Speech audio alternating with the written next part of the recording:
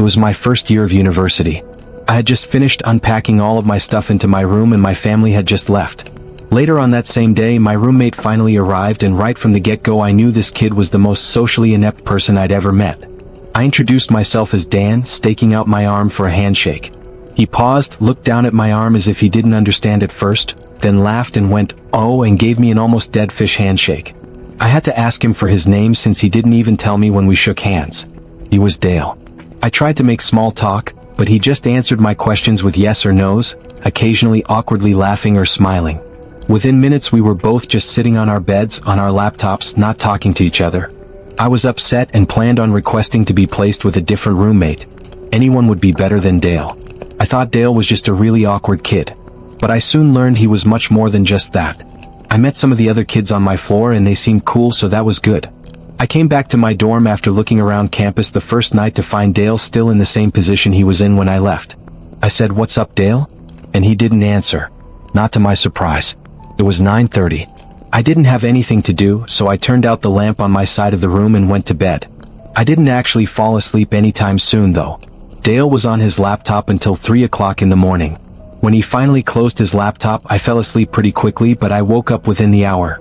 The blinds to our room had been opened and the moonlight now creeping into the room made everything visible, including Dale sitting on the side of his bed looking at me. I sat up, rubbed my eyes and said, "Dale, what the hell are you doing?" He whispered back, "Sorry," and laid down. The next morning I woke up to find Dale had already gotten up. I felt like it was the first time he left the room. It was a Saturday, the first Saturday of the year, meaning orientation and all the campus festivities. During the orientation, as my group was walking by the school gardens, I heard a couple of students ahead of me saying, "What is that kid doing in there?" I saw who they were talking about. It was Dale, literally sitting in the dirt behind a patch of bushes, rubbing the bark of a tree with his hand. The orientation leader didn't notice, otherwise I'm sure she would have said something.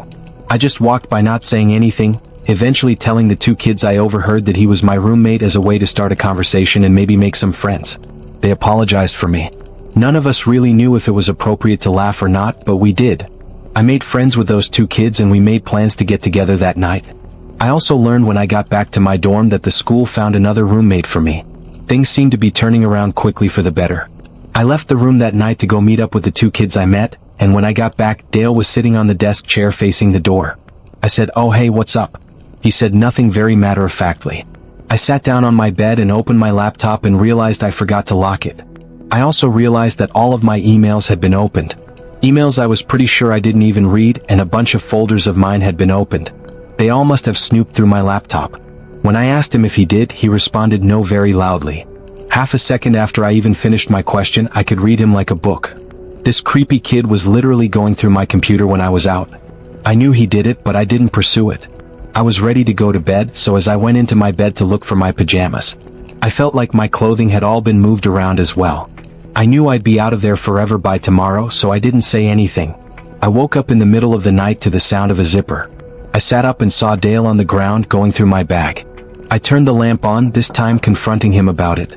He played dumb, saying, "I think you have my toothbrush by mistake." It was the closest thing to wits that he'd shown up until that point. Still, I knew he was lying and I knew something was wrong with him, so I couldn't get physical with him. The next day I met my new roommate in the same building and everything went well. Sunday night, after having a decent conversation with my roommate, who was no social butterfly but was miles better than Dale, we both turned off our lights and went to bed. For the third night in a row, I woke up at some off hour of the night to a strange noise. It was a weird clicking noise. It wasn't consistent, but I'd hear it at least twice every 30 seconds. I got up hoping to find something innocent like a heavy bag putting pressure on a weak floorboard or even a mouse. But as I scoped out the room, I realized the sound was actually coming from the other side of the door. The night light in the common area was always on, so when I looked through the peephole, I was able to see the scalp of the person standing on the other side of our door. They were looking down so I couldn't see their face, but now that I was paying attention, I realized the tiny clicking noises were actually coming from the doorknob. I was sure the person was trying to unlock the door. I dialed the number for the campus police department and they showed up in under 5 minutes to the common room, and only then did I feel it was safe to open the door. I found the officers to have Dale in cuffs.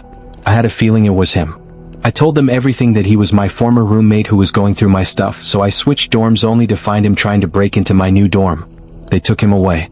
I don't know what happened to him after that, but I never saw him again.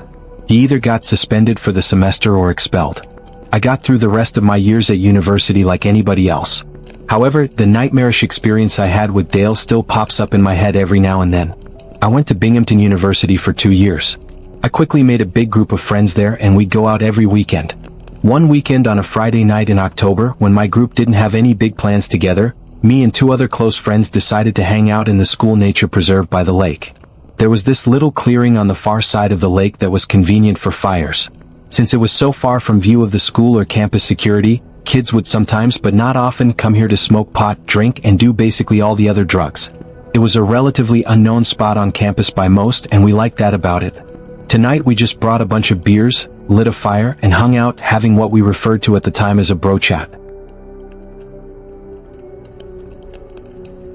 As the night progressed, time seemed to pass quicker as the alcohol began to take effect. Eventually it got to the point where we were all laughing so hard that one of my 2 friends was on the floor rolling in the leaves. That was when my other friend stopped laughing and went shoo. We all perked up and listened, and heard the crunching of leaves and branches in the distance. We threw our bottles in the lake since we were all under 21, and it wasn't unheard of for campus police to come through the woods on weekends to catch kids doing drugs. We tucked the rest of the beers into a backpack. I was moderately drunk, so my paranoia was higher than usual. That was probably the case for all of us. The fire exposed us to anyone passing through the woods. But the thing is, this spot was so unknown and far from campus that it was rare to find anybody else that deep into the woods. It sounded like just one person in the distance. The sound of a tree branch snapping not too far away freaked all of us out.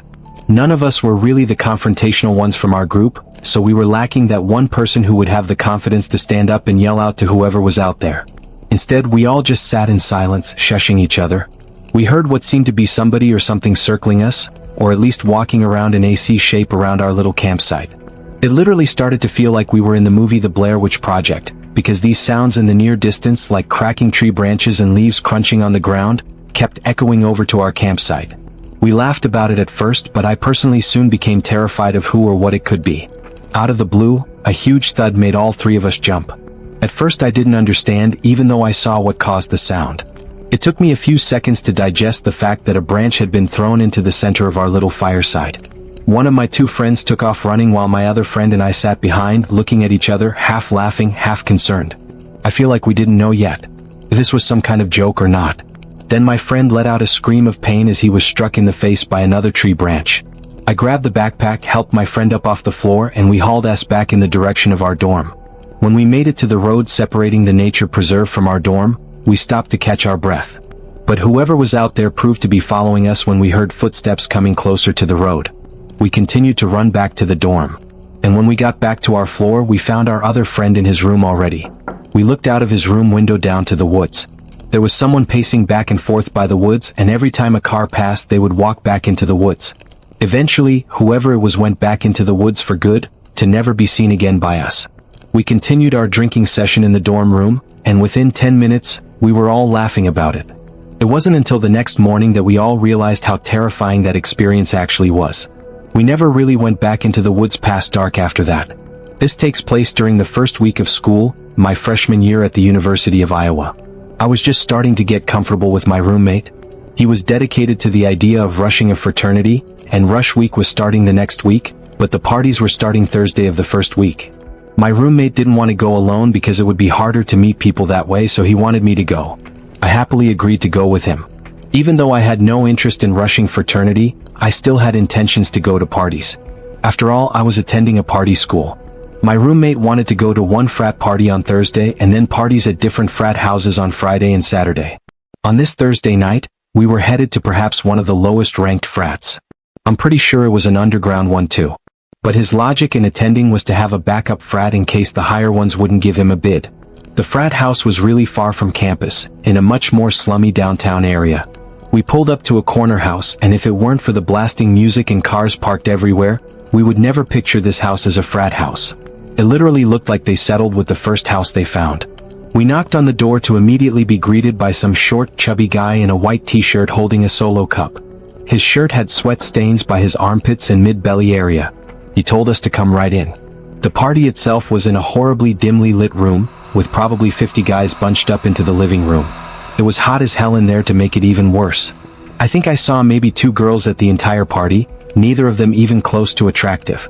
I gave the party a good 20 minutes, talking with one overweight foreigner after another, all giving off antisocial vibes.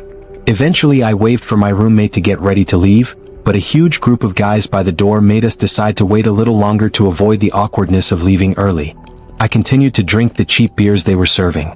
I think I downed 5 cups before I could even feel the buzz. A heavy guy approached me with a tiny bottle in his hand and handed it to me, smirking and saying that'll get you shit-faced. I fake laughed and thanked him, expecting him to go away, but he just watched me as if he were waiting for me to drink it. So I did. It was maybe 2 shots worth of some kind of hard liquor. The guy then started making conversation with me, and every time I hinted that I was trying to get away, he would try to pull me further into this otherwise one-sided conversation. Things started to get really blurry pretty soon. I remember feeling dizzy all of a sudden, and the room seemed to be getting darker. That was the last thing I remember before waking up in a dark room, laying in a bed. I could hear the sound of music muffled behind closed doors, so I knew I was still in the frat house. It was a very dark room. However, I could still make out certain furniture in the room and a small closet door. Not much else though, but even over the blaring music, I heard the sound of a plastic bag being crunched from the closet, as if somebody had stepped on it by mistake. I ran out of that room and down the stairs back to the overcrowded living room. I found my roommate and pushed him out the front door past the group of guys still standing in a circle right next to it. During the car ride back to campus, I told my roommate I was drugged.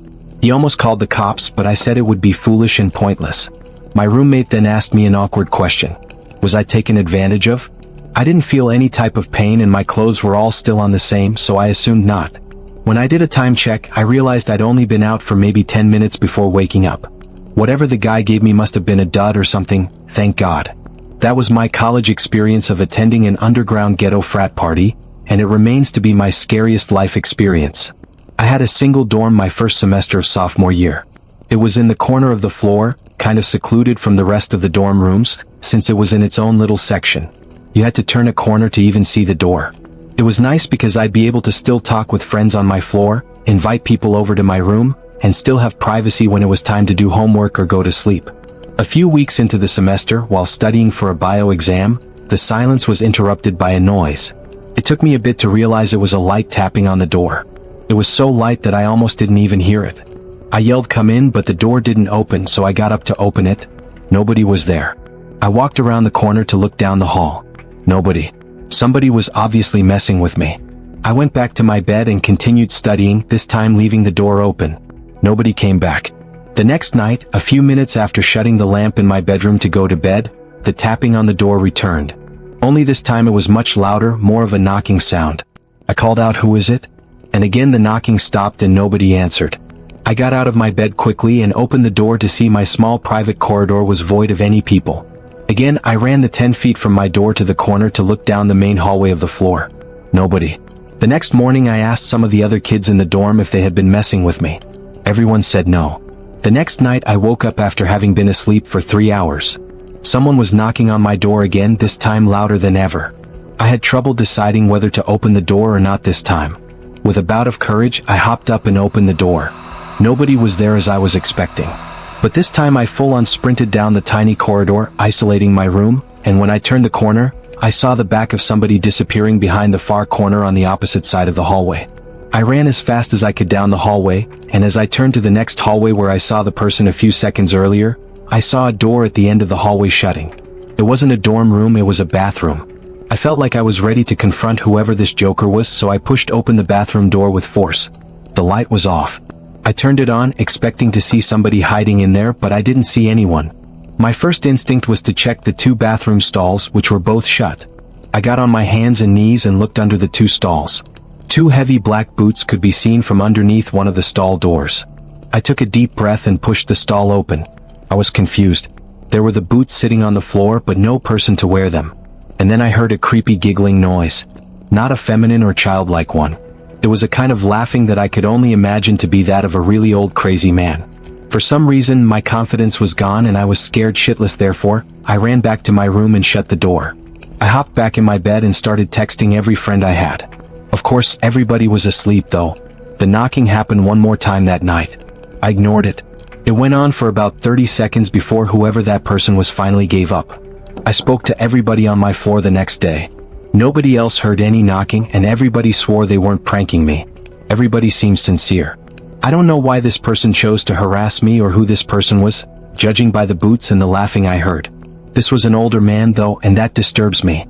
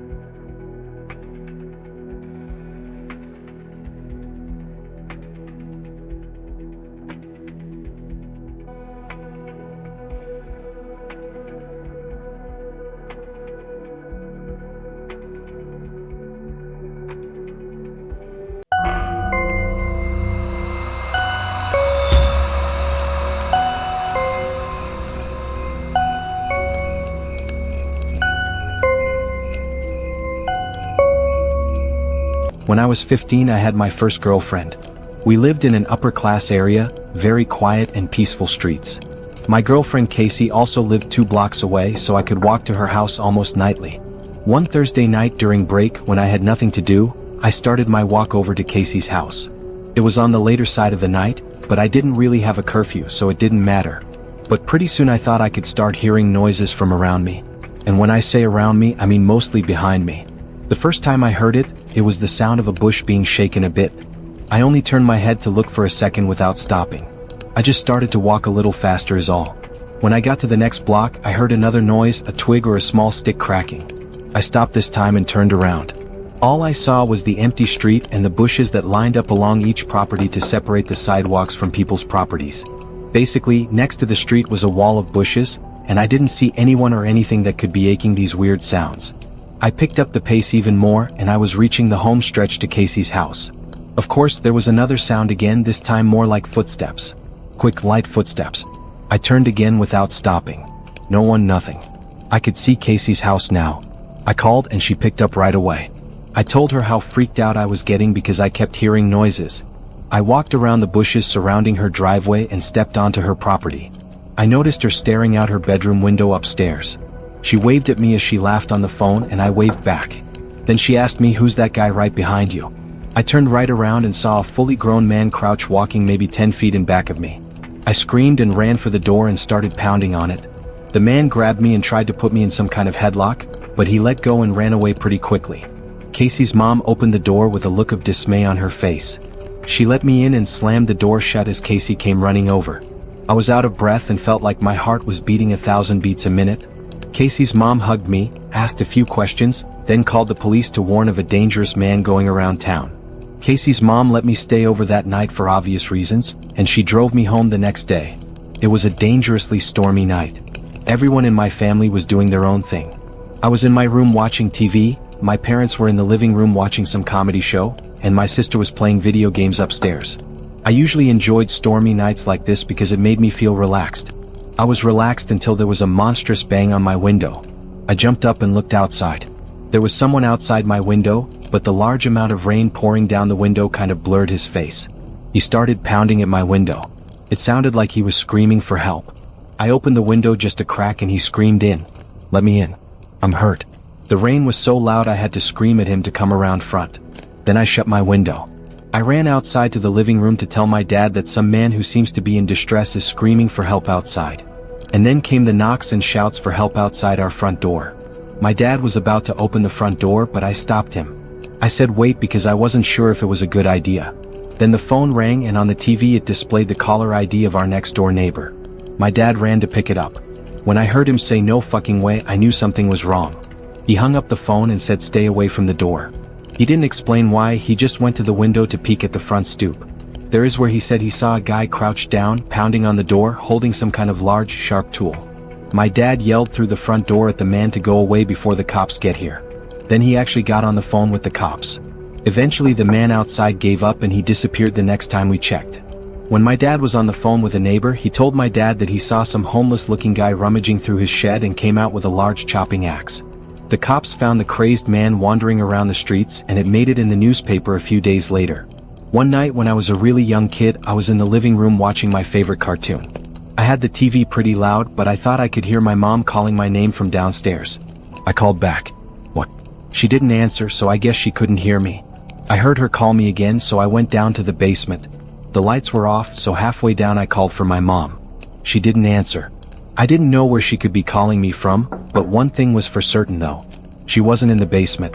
I started going back up the stairs, but before I even got to the top stair, I heard my mom's voice again from down in the basement calling my name.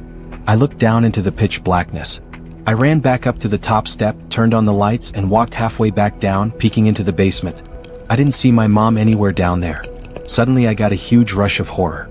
I ran up the stairs, basically crying for my mom. She came rushing down the stairs from upstairs, and I cried to her that something was calling me from downstairs that sounded just like her.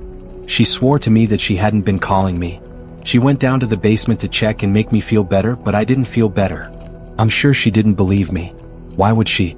I was a little kid, but I still know that I heard what I heard. My grandpa recently told me a story. It was about a night he took his dog for a walk.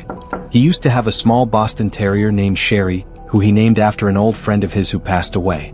My grandpa lives like 2 hours from us on a farm, and there's not much that goes on there. He lives with his wife, Marianne, who he married like 15 years back. Every day, Marianne would take Sherry for a walk in the morning and my grandpa would take her for a walk in the evening.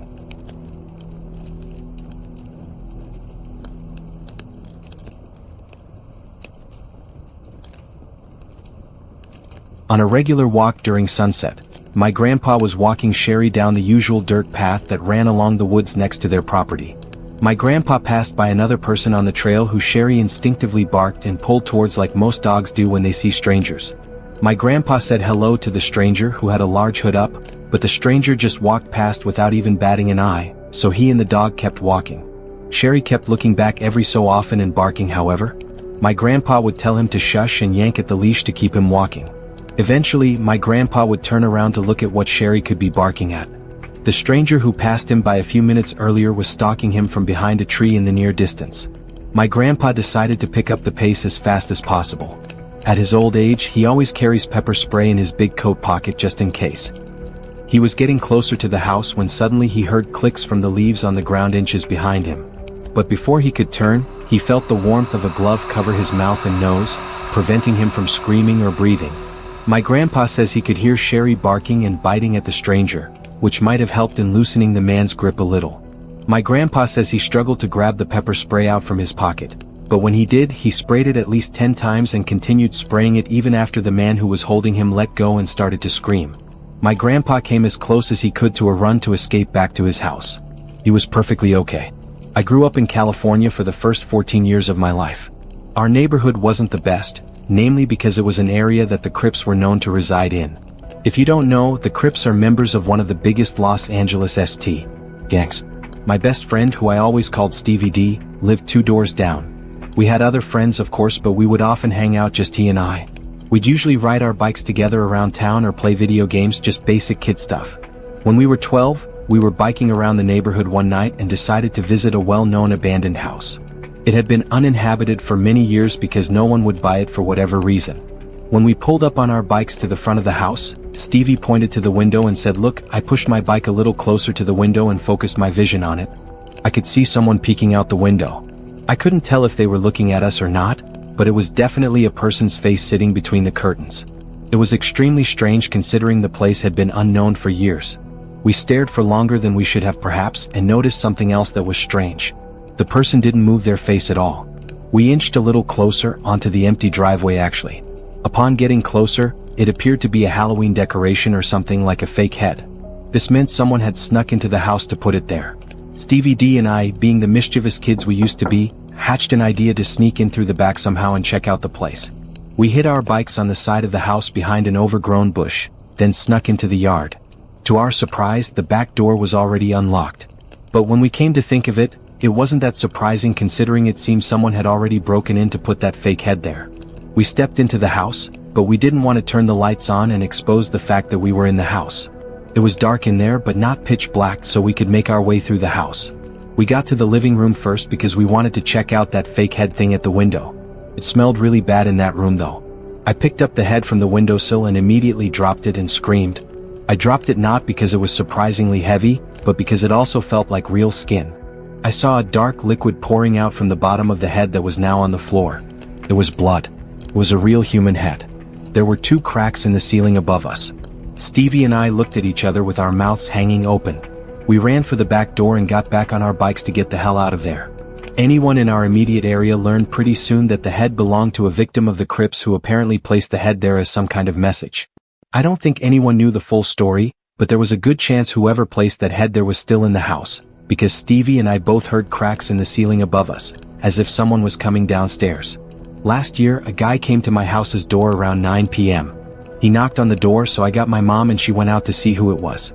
By the way, we live in a rural area, so visits that late are extremely uncommon and strange. The guy talked to my mom about how he was opening a business, asked whether she liked American-made products, then handed her a Clorox container as a sample. He went back to his minivan and opened it to get a quote-UN quote vacuum cleaner. When my mom saw 5 other men sitting inside, she told me to run and get my phone since we don't have a landline. I couldn't find it, so I got my knife and stood around the corner. She threw the container outside and told them to get the hell off her property, as well as that she was calling the cops. They peeled out of the driveway and we never saw the car again. I've always been an extreme sports person, ever since I was little. Mountain climbing, parasailing, scuba diving. Though I've always been an avid skier, I go upstate skiing at least 10 times a season, sometimes with friends, sometimes alone. My friend, who I'll call Q, agreed to come upstate and go camping with me so we could do some backcountry skiing.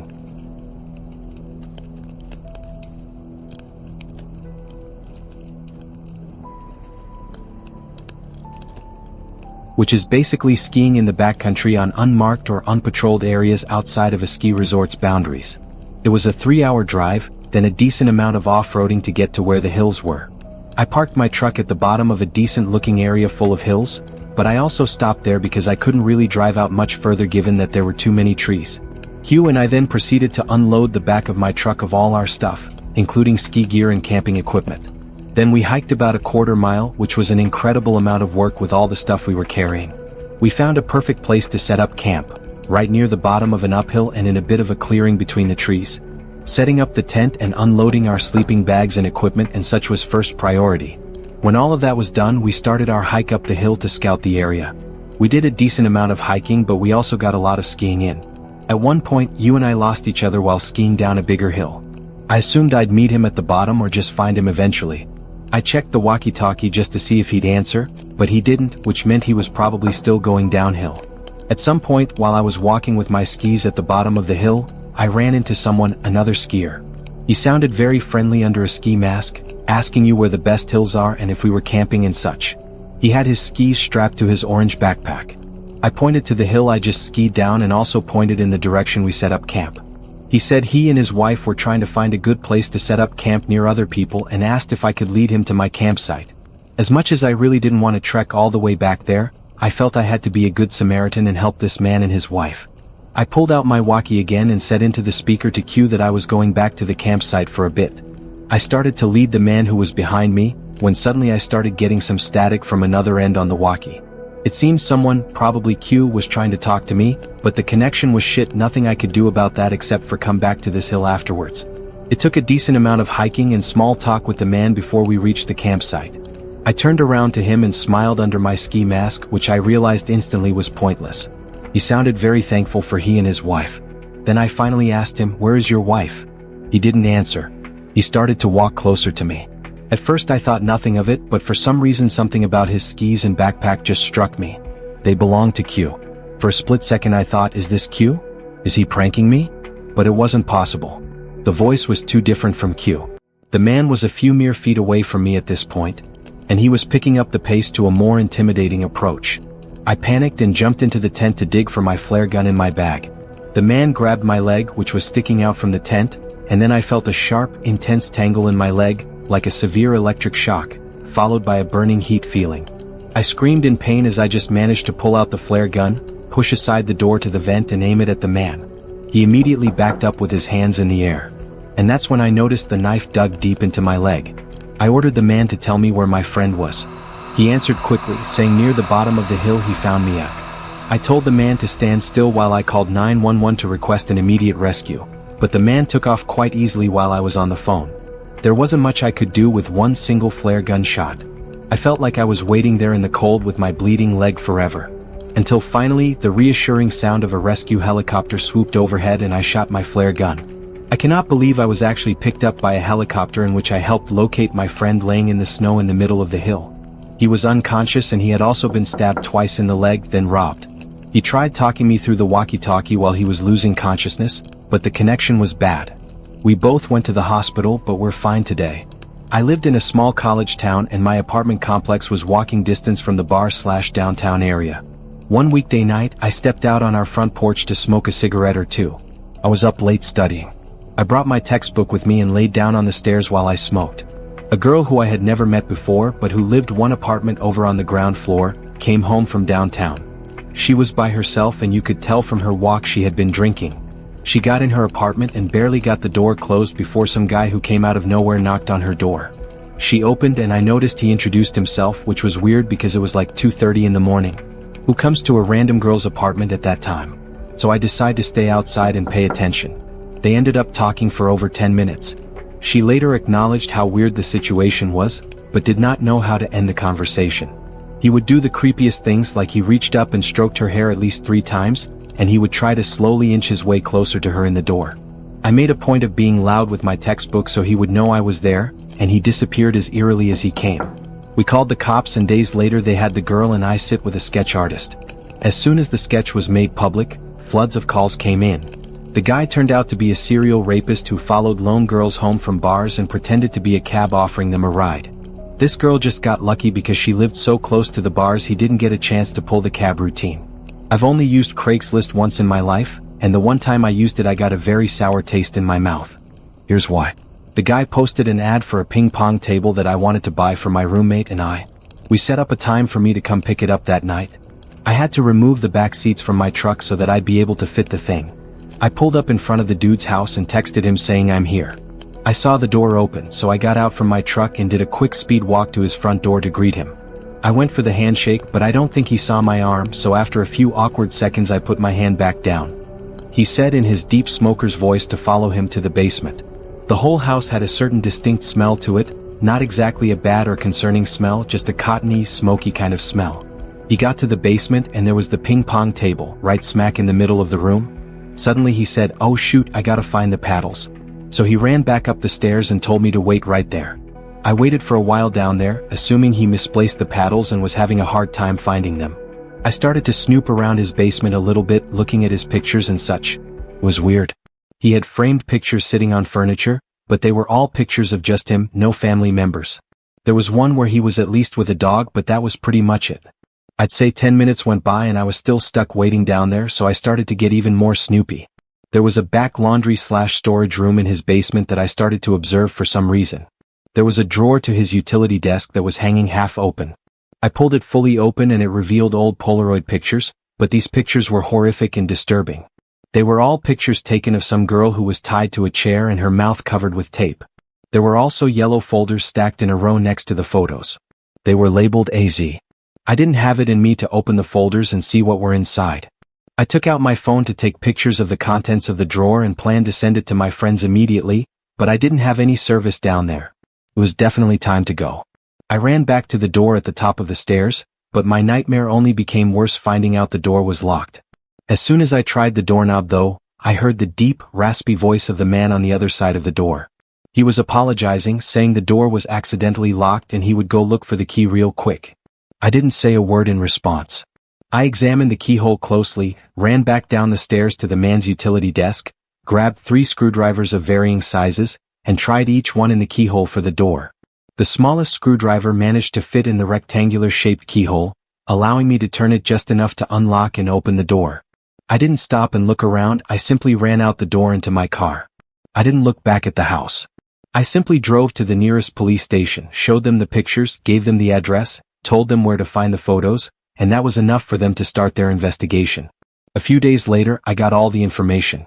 The man was part of a child pornography trade on the deep web, which was how he made his living. Apparently why he decided to lock me in his basement. That's beyond me. I have not the slightest idea of what he intended on doing with me, but obviously it was not anything good. I used to babysit in my teenage years. When I was 14, I babysat for a 6-year-old boy named Cody once. His parents left me with few instructions other than to order a pizza for dinner and not let him go in their room. They also left me with an interesting comment that Cody tends to act different than other kids and that he'll talk to himself or his imaginary friend. Especially when he played with his toys. So it was midday, pouring outside. I was watching some old Wipeout show that used to be on TV in the early 2000s. Cody was on the floor playing with his toys that were scattered across the living room. Cody kept using the name Agnes. He would act like he was playing with another kid who was sitting in front of him. One of his toys that were sitting across the room from him activated out of nowhere. I only found it weird because the toy was one of those little cube-like things with the crank where you pull it down and some simulated moving racing background came up on the screen. It was the kind of toy that would take effort to activate, and there it was, activated all by itself. I asked Cody how that was possible. He looked at me and said Agnes is playing with it. I have to admit it was a little disturbing hearing him say that. I picked up the toy and turned it off. That night, in the final hour waiting for his parents to come back, I was in the bathroom washing up when there was a knock at the door. "Cody?" I said. I opened the door. Cody wasn't there. I looked into the hallway for Cody. One of the doors at the end of the hall started to creak open slowly, like really slowly. I turned off the light to the bathroom and walked into the room expecting to see Cody playing around, trying to scare me.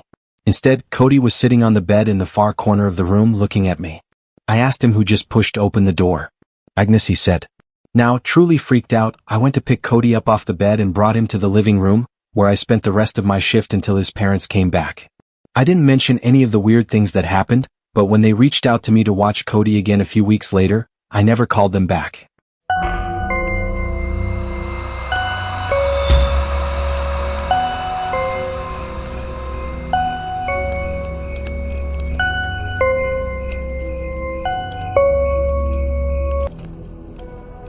I was 22 years old, attending a Halloween party at my former best friend Nick's house, who died of the heroin overdose in 2013. Before his death, he would throw big Halloween parties every year at his house, as his parents routinely flew to New York every year to attend their own friend's party. He was always a big Halloween freak, so the whole house was littered with truly horrifying props that we all knew Nick spent way too much money on. He even put up giant walls of cardboard and covered them with wallpapers to create a haunted maze of sorts. I want to keep this story PG-13 rated, so I'll skip the weed, beer, LSD and sex and get right to the part where things got bad. I'll admit we weren't in our right minds. None of us were. Anyone who came to Nick's parties knew what went down. Me, Nick and a few other guys, Vinny, G, Joey and Q were upstairs in Nick's room smoking a bomb when we heard two steady loud bangs come from downstairs. Nick clumsily but panickingly rushed to open the door and see what was going on. There were sounds of screaming of both guys and girls. I remember quite clearly it sounded as if there were a crowd of people screaming for their lives down there. We all called Nick to come back in and shut the door. Even under the influence of drugs, we all knew what was going on. Nick ran back inside and shut the door quickly, but also quietly, locking it behind him. He turned to us and had on the facial expression of someone who had just witnessed murder. "What did you see? What's going on?" We all shouted at him. He told us to hide before anything else. We all knew why. From that point on, we didn't ask questions. Nick hid the lights and hid in the closet with Joey, while I hid under the bed with Q, and Vinny G hid in the storage box. We could hear the blasting music from downstairs turn off, followed by a grown man screaming at everyone to shut up. One unfortunate girl let out a scream of shock and fear, and after another bang, silence. The man started shouting at everyone again, but personally I couldn't hear it too well, and I certainly as hell wouldn't remember exactly what he was shouting. We heard two other men shouting. By now there were a confirmed 3 intruders in the house, but there could have been more for all we knew at that point. We heard the sound of boots stomping up the stairs and then coming halfway down the hall and stopping outside the bedroom door. The intruder on the other side of the door tried the doorknob, but when he realized it was locked, he started ramming into the door with most likely his shoulder. After a few failed attempts at that, the sound of a few shots to the doorknob were clearly enough to break the lock, allowing the door to swing open. We heard cries from downstairs after the shots to the doorknob, followed by a silencing gunshot. Me and Nick had our hands on our mouths to shield our breathing noises. I watched through the transparent cloth that hung from the bottom of Nick's bed as the black boots with overlapping ripping denim jeans moved instinctively to the closet. He opened the door. I could hear Nick begging for the intruder not to kill him, offering a generous amount of money if they would leave. Nick gave himself up as the house owner. That's when the intruder ordered him downstairs. The rest of us stayed put. Apparently Joey hadn't been caught with Nick. We stayed under the bed, shaking and afraid. There was near silence from downstairs other than Nick talking with the intruders, but whatever they were saying was much too low for us to hear. It felt like a near 20 minutes before the front door slammed shut and Nick came running back upstairs to tell us that they were gone. I think the most horrifying moment of my life was when I stepped downstairs back into the living room and saw the two dead bodies laying lifelessly on the ground, holes in their heads spewing out blood. Jen and Robbie, two good friends that I still miss. I'll spare you the details of what happened when the police arrived, but despite the fact that the house smelled like a marijuana greenhouse, the police were more interested in finding out who the masked men were that killed two innocent college students. Oh yeah, and Nicky told the four of us who were hiding in his room that there were 4 intruders in total, all wearing fedoras, vendetta masks, coats and gloves. They demanded $100,000 in cash, and when Nick could not provide it, they demanded he fill their empty sack with his most valued possessions. All of the party-goers held hostage in the room were also forced to throw their wallets into the sack where they would be shot. After the incident, Nick became depressed. He started drinking too much, becoming an alcoholic. He stopped showing up to school and ultimately ended up dropping out. He started the use of heavier drugs such as meth and heroin. I had one good talk with him since the incident, and he was more real during this talk than he had ever been. He told me, with tears rolling down his cheeks and a pipe in his hand, he lived in constant pain, knowing he caused the death of 2 of his best friends. Nick died of a heroin overdose in July of 2013, not even a year after the incident. It was my first Halloween living in my own house away from my parents. I live in a small corner house with a basement, but no upstairs. A house my parents paid half for.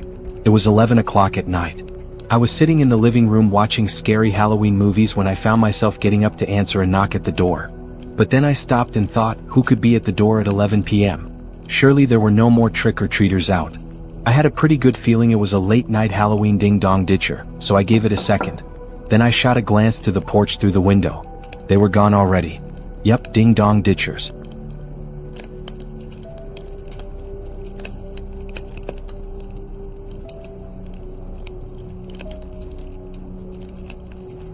I sat back down, not thinking twice about it, and again knocking at the front door.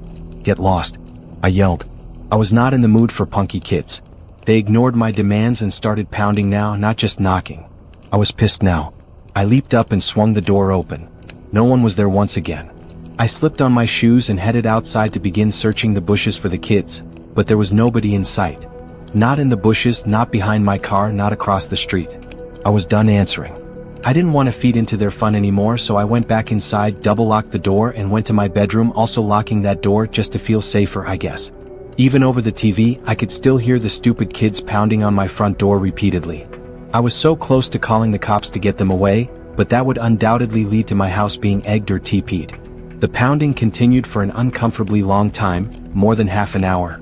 I thought these kids must be filming something for YouTube and were desperate for a reaction, but I wasn't going to give it to them. At some point I dozed off with the TV on, only to wake up to the knocking again. I looked at the clock. It was 2 in the fucking morning. How could those kids still be at it? I thought. I turned the TV off and sat up with my ears open. For a few moments, my heart completely stopped as I realized the knocking was not at my front door, but rather at my bedroom door. I jumped out of bed, looking around my room like a madman for something to use as a weapon. They knew I was awake now. They were trying the doorknob, trying to bust down the door. These weren't any kids. By some miracle I came up with an idea.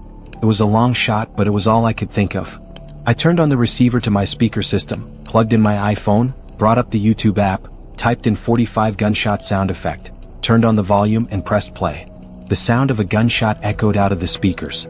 It sounded real enough. I paused the video after the first shot and yelled. That was a warning shot. Leave now or I won't hesitate to shoot you in the head. And it worked. I heard 2 pairs of footsteps stomping over my wood floors and out the front door. I gave it a moment before opening my bedroom door and peeking outside. They were gone, but the front door was left wide open. I quickly shut it, called the police, and that's where my story ended. So I was never really a big Halloween person, mostly because I grew up without many friends. And once I passed the age of 10, I couldn't use the excuse of going with my mom anymore. And it's not like I had friends to go with. So this last Halloween I was 14 years old. I do have a little sister who's only 8, so my mom went trick-or-treating with her. My one really good friend, Steve, already had plans and I didn't want to impose. So it didn't seem like I'd be trick-or-treating this year. I felt a tiny part of me explode with happiness on the inside when my mom asked me to stay home and hand out candies. Now I felt like I had a job to do that didn't involve me trick-or-treating alone like a loser. My mom left with my sister at about 6 o'clock, about an hour after she got home from work. She told me to expect her back around 9 o'clock, so I was relaxing on the couch in the living room, watching the scary movie marathon on AMC and occasionally answering the door to give candy to the kiddies. And while doing that, the kitchen phone began to ring. I remember the ringer was set so loud it actually made me jump. I picked up the phone and the other end remained silent, except for a bit of fumbling and background noises. Sounds you'd expect when somebody's holding a phone. I think I said hello about 5 times before the person on the other end hung up.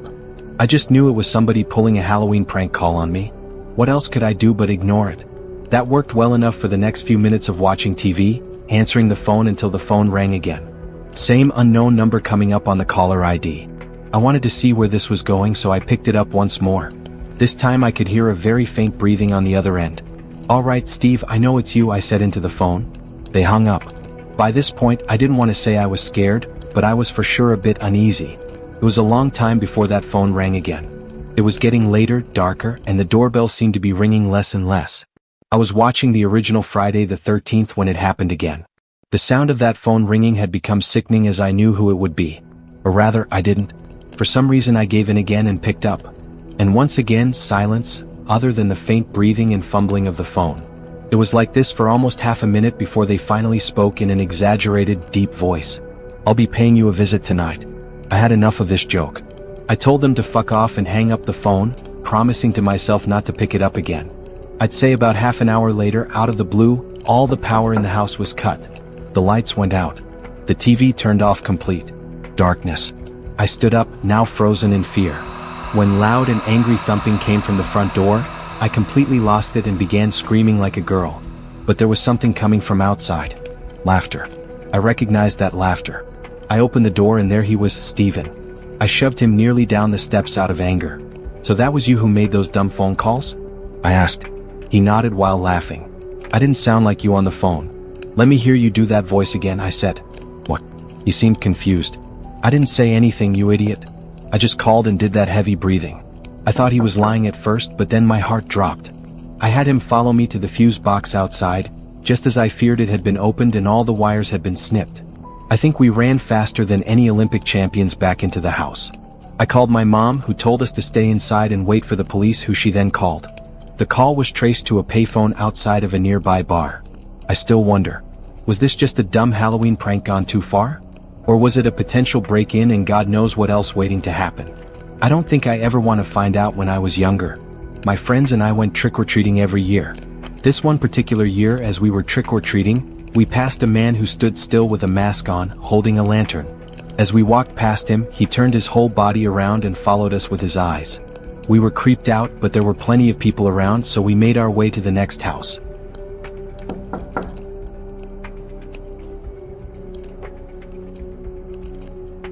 My friends and I saw him over and over again as we made our way from house to house, and he seemed to be following us in typical horror story form. We walked so slow we couldn't figure out how he kept up with us. At one house, when we hadn't seen him for a while, we got our candy. As we turned around to walk back to the street, the masked man stood in the road waiting for us. Immediately, we knocked back on the door and told the owners of the house about it. The masked man continued walking down the street, and we didn't see him again that night. Later on, an adult friend of the family told us he saw a masked man hiding behind a tree, waving little kids over. And he only backed off when he threatened to call the police. I was trick-or-treating with my friend Casey. We were both 11 years old at the time. We were walking across a small wooden bridge over a small river that many called Jack Winkle River. When a black Jeep pulled up on the other side of the bridge, basically blocking our way, we turned around and hurried away. We were the types of kids to obey the stranger danger rules.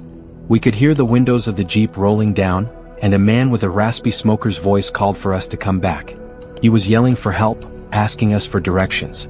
I yelled sorry and we continued to hurry away. The Jeep couldn't fit over that small bridge, so it pulled away and drove down the road on the other side. We thought we had made our escape from the creepy driver when here came an SUV barreling around the corner and down the street, slamming on the brakes in front of us. Once again, the driver rolled down the windows. Now with them right next to us, we could see there were 2 passengers in the car as well. An old guy with gray curly hair and a mustache in the back seat, who also had a raspy smoker's voice, told us to get in the car, that they have free bags of candy. The Jeep banged a 3-point turn and tailed us wherever we went. At one point, the Jeep finally accelerated past us, came to a stop, and the back and front passenger side doors opened, and the 2 creepy men stepped out, lunging at us. We dropped our bags of candy and ran straight from my house, which was in sight now. We rang the doorbell desperately at least 20 times. The old men that were chasing us couldn't run fast, and when they saw us running to my house, they turned back. My mom opened the door and we screamed and pointed at the Jeep that was backing away in the other direction. She shoved us inside and locked the door and called the police like any mom would. She reported the black Jeep with 3 men inside, older-looking, raspy voices, and any other descriptions we gave. My mom was freaking out all night, worried about the fact that they knew where we lived now. My dad tried to calm her, but she couldn't calm down. Ultimately, the police agreed to send an unmarked police car to stay out front and keep guard for 3 hours. That made my mom feel a little better, but what made us all feel better was when my dad woke us up to see the flashing red and blue lights outside of the unmarked police car. They had pulled over an SUV, a black Jeep, and 3 men were in cuffs. The 3 old creeps that tried to kidnap me and Casey. My dad went outside to talk to the officer and most likely confirmed that those were the men. Me and Casey went to the doorway and screamed at the men for their attention. They looked and we both gave them the finger. My mom then pulled us back in and shut the door, sending us to bed. It went from the worst night of both of our lives, to ultimately, the best night of our lives. This story took place on Halloween night. I took my 7-year-old daughter Jamie trick-or-treating for a few hours, and when we got back I cooked dinner, we watched TV together, and then I sent her to bed. I was feeling especially tired that night, so I brushed up and went to sleep. Shortly after, my daughter entered the room and told me there was someone in her closet. I assured her there was no one in her closet. She asked to sleep with me, but I once again assured her that she was safe in her room. She reluctantly went back to her room and shut the door. I made a mental note that if she came back again, I would walk her to her closet and show her that there's no one in there. Surely enough, 5 minutes later she came back. I asked her why she thought there was someone in her closet. She responded, saying she heard someone moving around and things falling over. Honestly, when she said that, it kinda made my heart jump for a second. I walked her to her room and turned on the lights. I jokingly asked, "Is anybody in there?" We stood and listened. I didn't expect to hear anything. There was a thud from inside the closet. I screamed at Jamie to run to the neighbors and call the police. As she did, I swung the door open and was shocked to find the neighbor's son, Randy, sitting on top of my daughter's Lego box. I grabbed him by the collar of his shirt and yanked him up aggressively. I walked him angrily back to his parents' house next door and found Jamie ringing the doorbell. When they answered, I shoved him inside right into his father and explained everything. I told him I wouldn't press charges, but if I ever caught him near my daughter again, they would all be sorry. Randy's dad, Mark, slapped him across the face, then asked me to come inside to allow Randy to explain himself. Me and Jamie both went inside. Apparently, while I was taking Jamie trick-or-treating, he had snuck into our house through an open window and hid in her closet with his friend Daryl. I asked him if this Daryl kid was still in my house. He said yes. I told Jamie to wait with Mark while I ran back into my house, and right as I entered, there he was. This Daryl kid, uglier and shadier looking than Randy. He had my daughter's underwear in his hand. What I did next was completely out of fatherly protective anger. I grabbed the little shit by the throat and threw him to the floor, slapping him 4 times in the face, then hesitantly allowing him to get up and leave. The only reason I didn't call the police was because of my close friendship with Mark. But I made my point very strongly that if they ever so even waved to my daughter again, they would be in the news the next day. We went back to sleep. I let Jamie sleep with me after that incident. She was horrified. The next morning I found a small drill hole in her closet door. The sick little bastards were spying on my daughter while she slept, at the same time playing with her underwear. Maybe you don't understand the horror of this story unless you're a parent, but there are many days where I think I made a mistake not calling the police. I still can, but nothing has happened since, and I figure I shouldn't create more trouble now. Jamie's 13 now, and that creep Randy has since gone away to college. We had just moved into our large new house in Mississauga, Ontario, in an area called Winston Churchill. It was Halloween night and my parents, my 4 other sisters, my brother and I were unpacking our stuff in our new bedrooms. We had just finished and were talking to each other about leaving our old schools and friends behind. My mother called us to do chores.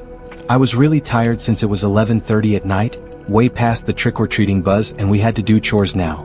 It seemed to take forever, but when I was done, I decided to go to my bedroom and get some sleep. I heard what sounded like footsteps in the upstairs hallway. Thinking it was my brother or sister, I got up to shout at them for bothering me while I was sleeping. But there, as far as I could tell, there was no one there. I rushed down to the basement where my parents, sister and brother were considerately working. I asked them all if they had been upstairs and they replied no. Now I was getting pretty freaked out, but I had to believe it was just my imagination and shrugged it off as if it had never happened. I went back to my bed, which was now freezing cold. I had to put on a sweater. It was just too cold. I woke up in the middle of the night around 12:30 a.m. After everyone had gone to sleep, I heard this loud banging sound that seemed to be coming from my parents' bedroom. I thought it might be my brother or sister waiting to get a drink of water, but was too scared to go alone. I was wrong. The banging continued, getting louder by the minute. I couldn't get to sleep, so I decided to check it out. I walked into the hallway and believe me, there was no one there. As I walked in, the banging seemed to stop. I stared at the door only for a quick moment before deciding to go back to bed.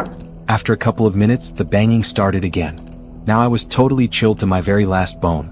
I tried to sleep again, but I couldn't. Very typical of me. The door to my bedroom creaked open as if someone were pushing it lightly, but it was too dark to see who or what could have caused it.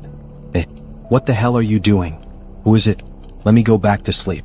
Very light footsteps began to move closer to my bed. I thought it was one of my sisters until I turned onto my side after the footsteps stopped and saw a figure standing next to my bed. A figure at least 7 feet tall. I choked the urge to scream. Nothing came out. I lay there in unimaginable horror as the figure finally said boo. That was when I screamed at the top of my lungs and covered my eyes, when my parents thrust open the door to my room and flicked on the light. There was no figure there. There was no figure by my bed. I cried out everything to them. The thumping, the figures. My siblings came into the doorway and watched me freak out. I asked my parents if they heard the knocking on their door. Surely they must have. It was their door after all. But they said there was no knocking. Not that they knew of. They all looked at me like I was crazy, but I know I'm not. You can't just imagine something like that. Something so real. I'll never forget this night. I know I won't. It was a few years ago, Halloween night. We were all 20 years old. Right at that age, we're going to haunted house attractions. Is one of the best things to do on Halloween. The attraction was called Scare House Journey to the Basement or something. It was only open for 4 straight years in our town. It was never heard of again. This was its 4th and final year of operation. It was a very high quality and surprisingly scary haunted house, one of the best ones I've been to. This was not a tour-guided attraction. It was a group exploration attraction, basically a maze where the only way out was to make your way to the basement. Find one of the keys, then find the exit and use the key you found to unlock the door. It was a very unique haunted house, that's for sure. Unfortunately, it wasn't a good night for us, and you're about to learn why. We started out in the living room of the house. To give as much detail as I can about the room, there was a giant open coffin sitting right smack in the middle of the room. There were very convincing spider webs covering just about every inch of every corner of the room. All the furniture was antique and dusty looking, and of course blood was stained on the creaky wood floor. We could tell right away this haunted house was going to be great. The next room was the dining room. That was where things got creepy. The rooms following the dining room were all very dimly lit by artificial lanterns hooked onto the walls. On several occasions, actors jumped out at us in horrifically convincing costumes as expected, and yet they still got me every time. We actually spent a lot of time going in circles trying to find the basement. This wasn't a real wide open house. It was designed to be like a maze with many rooms and fake doors. It took a long time for us to finally find the basement door, and I have to admit I was nervous to go down there. It was completely pitch black down there. We started to think that it might have been an employees only area where they kept props. It was just too dark down there to see. It was stated many times that no cell phones were allowed while in the attraction, so we couldn't use cell phone screens as lights if we wanted to get out of there. We had no choice but to go down there. Each step created a creak more painful to the ears than fingernails scratching on a chalkboard. We were all laughing, telling each other how fucking freaked out we were. I had my hands out in front of me, as if I was searching for anything in the complete darkness. I banged into somebody and apologized. Who was that? I asked, expecting it to be one of my friends. No answer. Whoever I just bumped into placed their hand on my shoulder and I took off running and screaming while at the same time laughing. There was something so disturbing about being in that huge pitch-black basement, knowing someone was in there with us. One of my friends thankfully found a key on a desk in the corner of the room. We all ran back upstairs, back to the light, and found the exit door. The actual experience and process of getting through that maze of a haunted house was much longer than my story makes it out to be.